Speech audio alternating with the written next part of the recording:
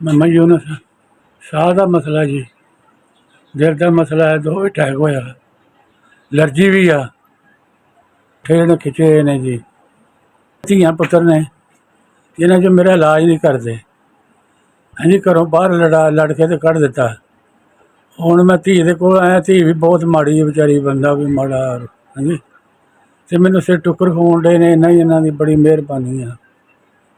ਗਲ ਜੀ ਨਿਕਲੇ ਨੇ, ਲੱਤ ਆ, ਕੁਛ ਤੇ ਆ। ਹਾਂਜੀ, ਬੜਾ ਪਰੇਸ਼ਾਨ ਹਾਂ ਮੈਂ। ਮੁੰਡਿਆਂ ਕੋਲ ਖਰਚਾ ਮੰਗਣਾ ਅਤੇ ਮੁੰਡੇ ਖਰਚਾ ਨਹੀਂ ਦਿੰਦੇ, ਲੜਦੇ ਨੇ ਅੱਗੋਂ। ਘਰ ਵੀ ਮੈਂ ਬਣਾਇਆ ਅਤੇ ਮੈਨੂੰ ਅਗਲੇ ਘਰੋਂ ਬਾਹਰ ਕੱਢ ਦਿੱਤਾ। ਬੜੀ ਮਿਹਰਬਾਨੀ ਹੈ ਜੀ, ਸਾਡੀ ਇਲਾਜ ਕਰਾ ਦਿਓ ਜਾਂ ਨਹੀਂ ਤਾਂ ਮਦਦ ਕਰ ਦਿਓ। ਬੜੀ ਮਿਹਰਬਾਨੀ ਹੈ। ਦੁਆ ਹੀ ਦੇਵਾਂਗਾ, ਮੈਂ ਮਜਬੂਰ ਹਾਂ ਜੀ। ਕੱਪੜੇ ਜਿਹੜੇ ਮੈਂ ਇਹਨਾਂ ਕੱਪੜਿਆਂ 'ਚ ਆਇਆ ਫੈਸਲਾਬਾਦੋਂ, ਜਿਹੜੇ ਹੈਗੇ ਹੀ ਨਹੀਂ ਮੈਨੂੰ ਦਿੱਤਾ ਕੋਈ ਕੱਪੜਾ। ਉਹਨਾਂ ਨੇ ਵੀ ਲੈ ਜਾ। ਕੁਚਕੜੀ ਬੰਨ੍ਹ ਕੇ ਜੀ ਰੱਖੀ ਸੀ, ਉਹਨਾਂ ਧੱਕੇ ਨਾਲ ਖੋਲ੍ਹੀ ਆ।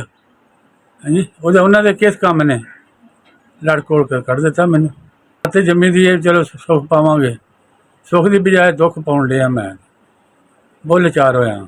ਜੰਮ ਕੇ ਮੈਨੂੰ ਕੀ ਫਾਇਦਾ ਮਿਲਿਆ ਜੀ? ਕੁਛ ਨਹੀਂ, ਧੱਕੇ ਹੀ ਆ। ਧੱਕੇ ਮੇਰੇ ਧੀਆਂ ਪੁੱਤਰ ਜੇ, ਖੁਦਾ ਵਾਸਤੇ ਮੇਰੇ ਨਾਲ ਮਦਦ ਕਰ ਦਿਓ। अस्सलाम वालेकुम जी। बहुत बहुत मेहरबानी जी, जिन पैसे भेजे ने ते इमदाद की आ। अल्लाह ताला तुहानू मदीने वाला करम करे, तुहाडे ते तुहाडे बच्चों से हर चीज़ निगहबान रखे। तुहाडे वल्लों जी सानू 6000 रुपया मिलिया।